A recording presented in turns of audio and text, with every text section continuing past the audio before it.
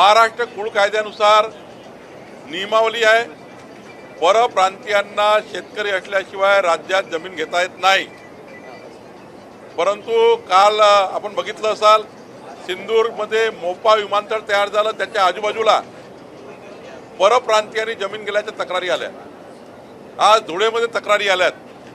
त्यामुळं महाराष्ट्र कुळ कायदा नियम ज्यांनी तोडलेला आहे, आम्ही जमाबंदी आयुक्ताच्या माध्यमातून संपूर्ण सर्वेक्षण करणार आहोत की परप्रांतीयांच्या रजिस्टर केलेल्या आहेत, जमिनी घेतलेल्या आहेत, त्यांनी कुळ कायद्याचा भंग केला असेल तर अशा जमिनी शासनाच्या नावाने जमा करू।